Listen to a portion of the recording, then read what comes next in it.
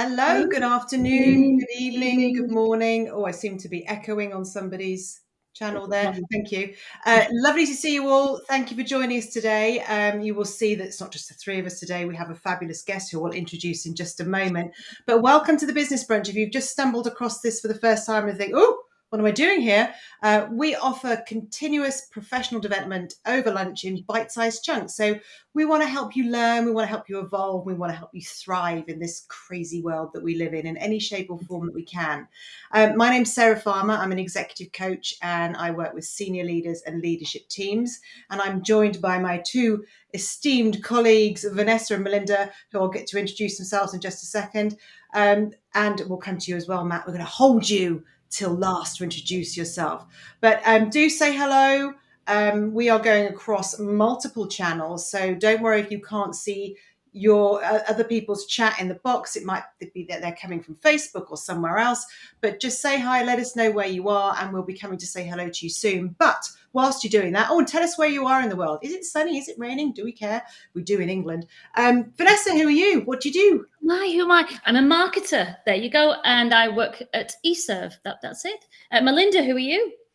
Hi there. My name is Melinda Ward. I am the Director of Consulting Solutions and Managed Services for Helm 360. And now I think we need to introduce Sarah properly. No, me. I've done me. I've done. I know. We know who I am. I'm an executive coach. I've said all that, but I want to know who. Hold on, I'm mirroring that way. Matthew Hotchkiss, welcome to the show, and thank you so much for joining us. If ever there was a real leader, it is this man. I haven't known you very long, have I? No, not very long. No. But it's like forever. It feels like forever, he says.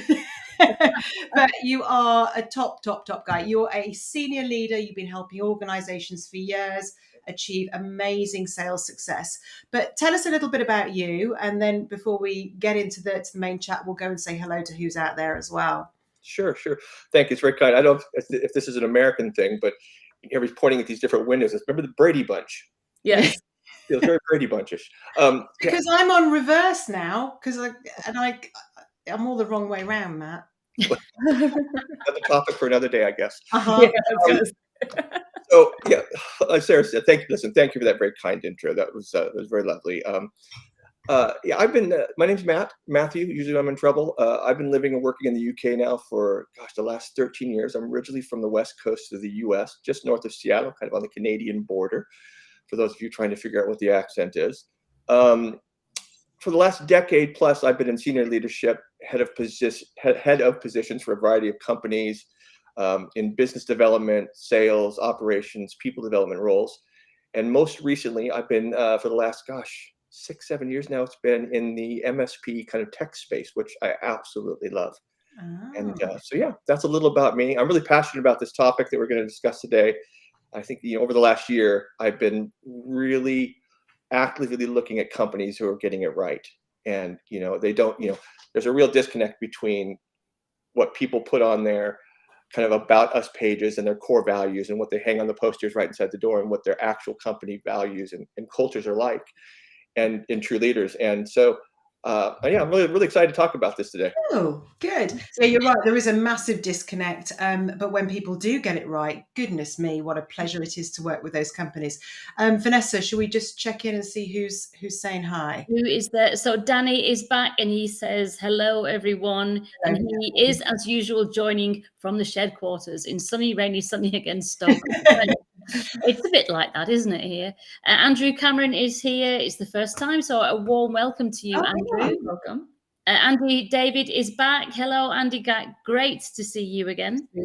Somebody's showing off here. Paul is in Lanzarote, where it's very sunny. Nice. Dear me. And then Kimberly's back. Lovely to see you, Kimberly. She is in Calgary. Andrew says he's in Walton-on-Thames in southwest of London. Not far from me. Andy says he loves the area around Portland, Oregon, a really beautiful place. There you go. It is. We have Umesh, and he says, hi, it's Umesh. Hi, Umesh. And then what does Danny say? Nods in absolute agreement about values and culture. Oh, yeah, you've got an affiliate there in in this topic. If you've not already connected in with Matt, then please do. Danny, you absolutely must. Danny's all about culture and creating a high performance, highly fulfilling culture. I probably got that wrong, Danny, but it's along those lines. He's all about culture, though. Right, let's kick off. So when you and I were talking about the show and what to call the title, we were like, oh, should we call it people-centered leadership? Should we call it emotional intelligence leadership, servant leadership? And actually what we've decided on is it's just real leadership. This is real leadership. And the real is responsible, empathetic, and authentic leadership. And if leaders can do that, it's a real game changer, right? What are the benefits of being a real leader? Actually, before I say let's that, define it first, shall we? well, I just did. Well, I mean more completely. Like, what does that really mean? Like, authentic is used quite casually, let's say, these days. Oh, I want to be really authentic as I drink my juice, whatever. What does authentic leadership mean? So I was going to go back and say, with those words in mind, what do you love about leadership, and what does that mean to you? This real title. Talking to me? Yeah, talking to you. Right. Yes. Well, listen, there's a lot of buzzwords, and they're all good and they're all correct. I think that being a leader, a real leader, is a privilege, and it's a great responsibility, and it's not just a promotion. It's the opportunity to inspire and empower others to reach their full potential, basically. Seeing teams and individuals grow and succeed has been incredibly fulfilling in my career, and one of the things that I treasure the most.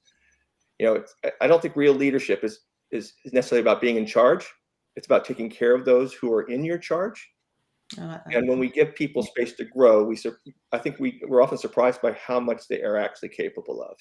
So it's just create a real leader, I think, really just creates a safe space where, and encourages and helps those that, again, have been put under their charge to grow. And you're right. So many people don't believe how much they're actually capable of, and it's very easy for leaders to squash people and make them believe it's not that much. But the real leaders are the ones that create that space where people can thrive. So there's some obvious benefits in there. What are the main benefits you've seen from being able to manage yourself to be this real type of leader? Well, I think firstly, it fosters a positive and inclusive work culture. It creates a place where individuals are valued, they feel supported and motivated. And that just increases engagement and productivity and everything else. I think, when people are in an environment where they have the freedom. I love this phrase. This was given to me years ago by a mentor of mine. He said, you need to give people the freedom to fail. You give them a safe space where they can try new things. They can be creative without fear of repercussions. And so I think secondly, when you look at leadership as kind of a people-centered activity, you build strong relationships, you build trust, you build loyalty within the team. And again, all those things, they just make everything work. It's greater collaboration, it's better teamwork, and people are happy. And I think thirdly, the thing that I've seen most, when leaders do get it right, they attract and they retain a top talent. People are drawn to environments where their well-being and their personal growth is prioritized. So I think those are some of the key. Those are probably the key benefits, I would say. I'd agree. And Melinda, I mean, you're in both you and Vanessa are in senior leadership roles. What would you add to that? Anything? I mean, it all makes perfect sense, doesn't it? Anything you'd add? Any other benefits that you two have seen when you get this right? Well, I think it could just go to the comments, because I really loved the idea of what you said, that it's not about being in charge, but it's taking care of those who are in your charge. And I think leaders often think it's taking care of the business that's in their charge and looking after the profits and the bottom line above all. Yet actually, when you think about it, it's taking care of the people, because you are a leader, you're leading the people. Then I think that's a really good way to look at it. And yes, leadership is a privilege, Andy says. Andy also agrees, I've just turned it off again, that it's good to hear this set of values articulated so well. And he also agreed with taking care of those in your charge. So yeah, that's resonated. Melinda, you were going to say. Yeah, I was just going to add that I think a big part of that and of that leadership and helping people feel part of the team is not only encouraging people to listen to learn, but doing it yourself. Don't just assume that because you're the leader, you know everything that's going on and you know the right way, especially when you're starting in a new role. I found that sitting back and listening to what people have to say first before making the grand proclamation kind of is helpful because it might fine tune that grand proclamation. So it's not that what you've got in mind is wrong, but you can pitch it differently, think about some risks differently, those sort of things by listening to what everybody has to say. Yeah, very good. And it takes real bravery to do this, doesn't it, Matt? You've got to be brave. You've got to have confidence in yourself because you're constantly going to be, I guess, battered is a good word, and stopped and rejected for your thoughts and the ways of working by other people around you. And it takes a real brave person to keep going and keep being emotionally intelligent, real servant leader type person. You have to afford yourself the same that you're affording to those underneath you. I mean, we're all people. We all make mistakes. I mean, I've probably made 4 or 5 already today. Congratulations. But it's raising your hand. It's saying I've made a mistake. My mom, not mom. I'm from the U.S. My mom always used to say to me when I was growing up, and I say this to my son almost every morning when I drop off to school. I remind him, no one's perfect. Be kind and try to do the right thing. Mm-hmm. And I think that we make this way too complicated. We all know what to do. We all know what kind of leaders we want to lead us. Nobody wants to be micromanaged. Nobody wants to have be pressured or manipulated or work under a base of fear. But it's crazy how though when people do get in a leadership position, how they tend to revert back to those things that we don't like. And I think it's because that's what's been modeled to them as they've come up through their careers. That's that type of leadership. Do what I say, not what I do. I've said so. That's why. But going back to what you were saying, I think, Vanessa, when I had my last post, I can completely relate with what you were saying. In that when I came in, the first thing I did was sit down with every member of the company and just listen. Just sit back and listen. What's working? What's not working? What are you happy with? Where do you want to be in a few years? Just trying to get that holistic view instead of coming in and just, like a steamroller and saying, well, this is the way we did it here and this is the way we're going to do it now. And trying to have that interaction. And I think it takes some vulnerability. I think it takes emotional intelligence. I think it takes some years a lot of times to realize that, if we treat people the way that we want to be treated, again, very simple tenets. It relates across all of our relationships. Yeah. It sounds so incredibly simple, doesn't it? But as somebody who specializes in working with people with imposter syndrome and self-limiting beliefs and low levels of confidence, I see on a daily basis how it's that mindset that drives the poor behaviors, the leadership we don't want. So it is modeled and we do learn it, but we think we're going to be faster if we tell people. We're not. Mm-hmm. Deep down, we know that's not true. No one really likes to be told anything. In fact, our brains immediately block when we're told to do something. But we've also got this, I want to show off and prove I'm really good and deserve this role. All of it is the wrong intent. But it's an innate intent to keep ourselves safe from looking a numpty or losing our job. Well, listen, no company's perfect. Nobody themselves is perfect. There's always going to be challenges. But I think, one of the biggest challenges that leaders have who want to embrace these concepts and really live this is that if they're not getting that from the leaders above them, from the top down in a company, they're going to be constantly met with a challenge. They're going to have pressure from their leaders to prioritize short-term results over long-term relationships. That just fosters, issues with ego and self-interest. And as you said, it's a fear of vulnerability. It's a lack of empathy and low emotional intelligence. And it's a vicious circle. And it's something that I think that, we as a country, as a culture, as these different industries, we have to really take a step back. I mean, with COVID, it was almost kind of a great equalizer. Everybody got sent home, Mm-hmm. and everybody had time to really sit and think about what's important to them. Mm. People want to be happy. They want to enjoy. I really believe that people, they're searching for significance in what they're doing and in the relationships that they have, whether they're in work or in their personal lives as well. And, we need to start thinking, we need to start doing things differently. If we don't, we're going to have a real crisis on our hands, especially with the younger generations coming up. They don't respond well to do it because I said so. No. You can tell somebody to do something and force them to do it, or you can take the other approach and say, listen, this is why we're doing this. We've listened to you. We've listened to everybody. You may not agree with it. However, this is why we're doing it. And I found that when you approach things, for example, like that, people may not agree, but they'll get behind you and they'll support you because you've taken the time to explain to them why you're doing what you're doing. Yeah. It's just simple. Again, everybody wants these tips and tricks. They want a top 10 list. What should I do to be a better leader? And there's lots of those out there. But really, it's just looking inward and being kind, treating people like you want to be treated, and putting them first. If you put people first, you put your team first, and you help them succeed, you'll be successful. Yeah.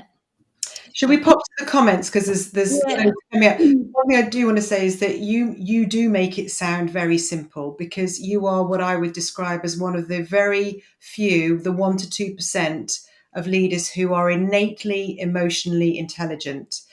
And because it's innate in you, it's like, why can't people just do this thing? And it doesn't mean you get it right all the time, by the way.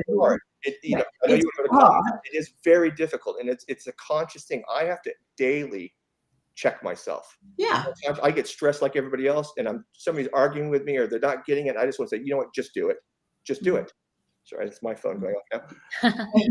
Okay, just do it. Let's pop to the comments. Yeah.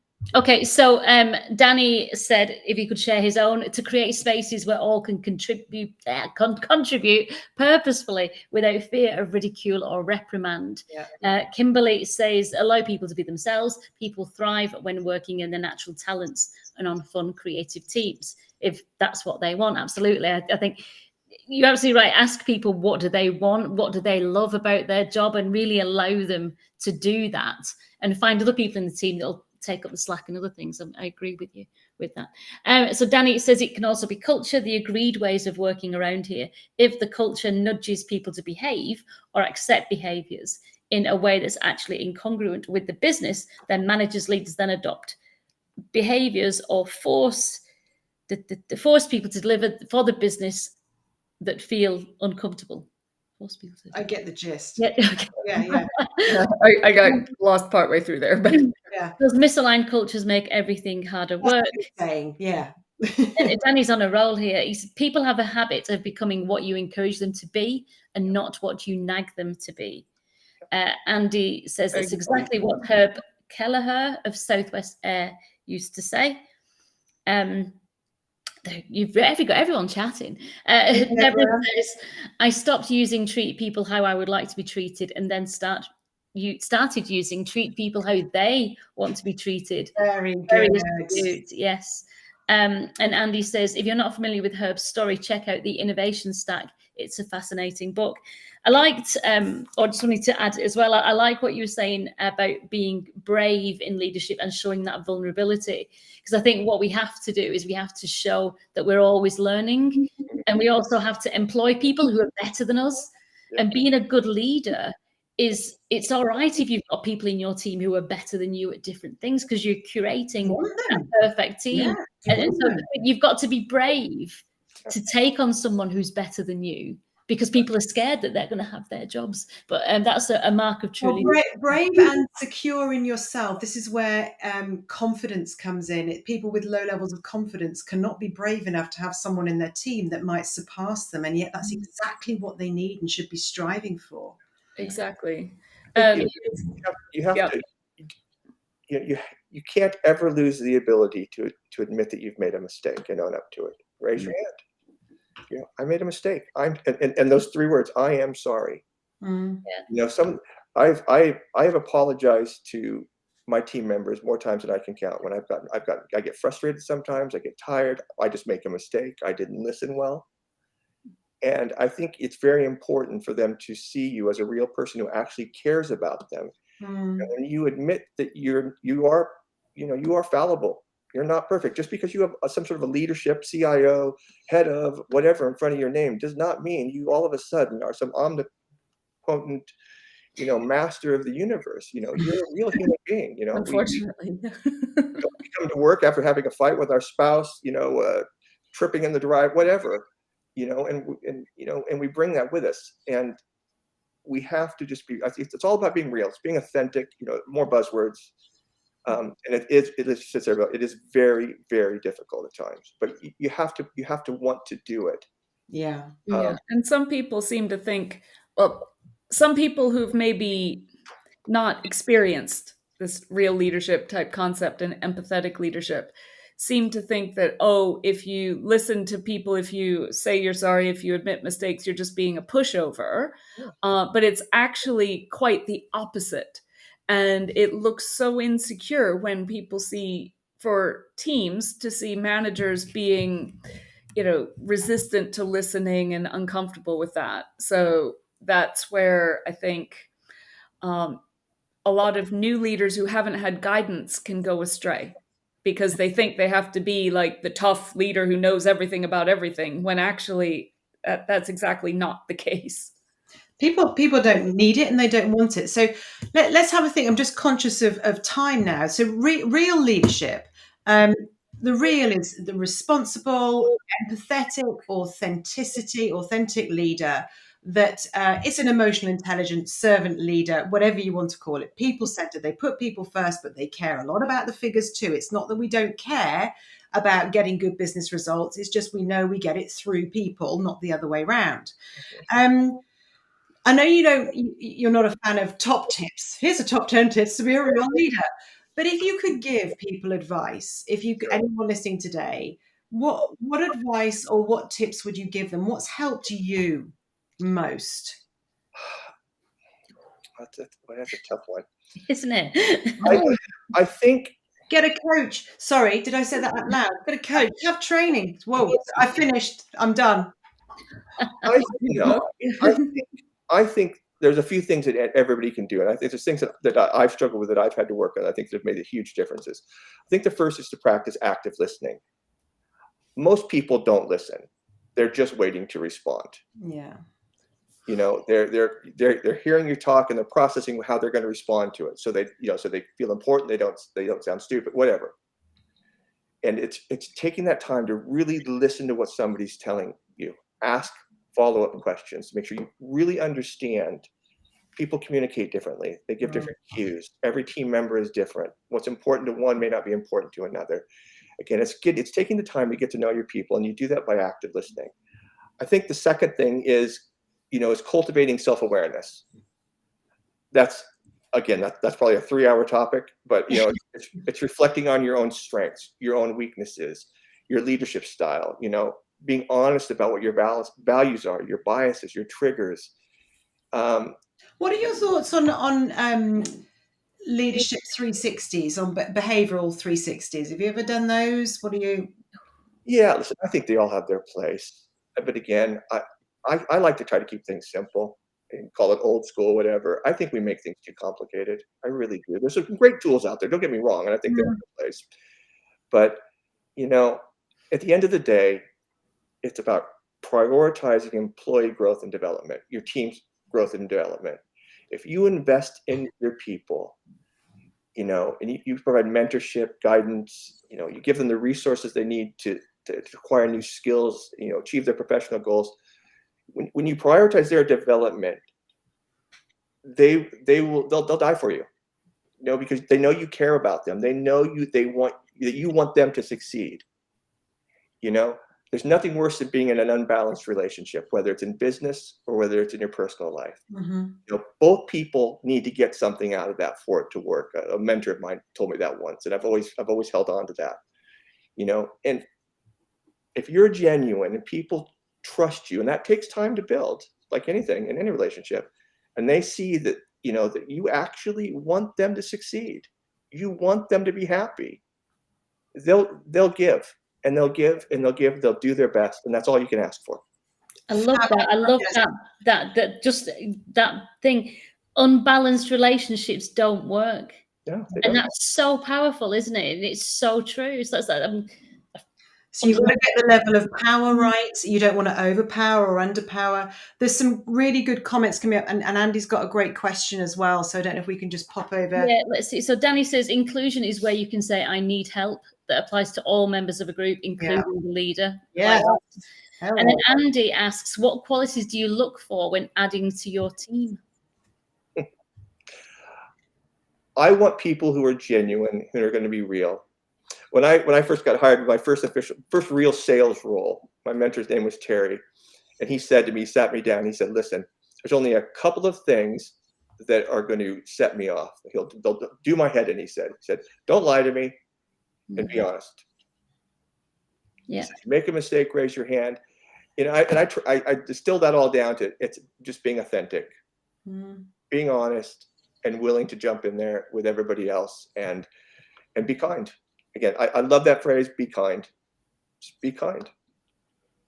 And what do you do then? Because there are something you said earlier, and I know this question comes up when I'm talking to my clients, is not you're talking about making sure everyone's got developing them that gives them the buzz. They'll give you their pound of flesh and all of that lovely stuff. But there's also people in your team that are just the main. I say just, take the word just out. They are the mainstay of your team. They want to stay doing what they're doing. They don't want to be promoted.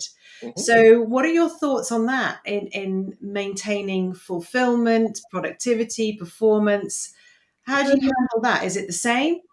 Yeah, I think so. Listen, there's always going to be people who want to move ahead and grow. And there's other people who are happy where they're at, for whatever reason. And there's nothing wrong with that. As long as they are being productive and they're happy and they're not detracting from anybody else in the team, in terms of being a motivation sucker or whatever, then that's okay. I don't personally have a problem with that. If I need somebody in a position and I need them to grow and that person's not there, then that's when we need to sit down and have a conversation and see if we if there's a better seat within the company for that person. If it's a good person, I'll go to the moon and back to try to find a different seat within the organization for them that's a better fit. So it's all about finding the right people for the right seats. Absolutely. So you have to do that. Yeah. Okay. Thank you. I think we are just about to run out of time. Melinda, any final comments from you? I was just thinking one of the things that Matthew had said was quite close to what president of a company when I was quite junior had said, which was basically everybody you meet in the world is either a prospective colleague or a prospective client. So you should treat them with that respect. And it was like right up there with that, it is treat others the way, they want to be treated. They want to be treated. And it makes such a difference. And the people who manage with a condescending attitude don't seem to go anywhere near as far, in my opinion. And they leave a trail of sorrow and frustration in their wake. Right, we literally we've got a minute away. Thank you. Andy's just jumped in and said, great conversation. He's taking it as a validation of his values and leadership style. Thank you, Matt. There you go. Lovely. Thank you so much, Matt, for joining us. And like we said before we even came on air, we could talk about so many bits of this for hours and hours and hours. And I hope we continue to talk about this because you are an inspiration and you're a joy to talk to. Just so everybody knows, next week is our last show of the summer. We're taking a 2-month hiatus. And we would love to know next week what you want us to focus on.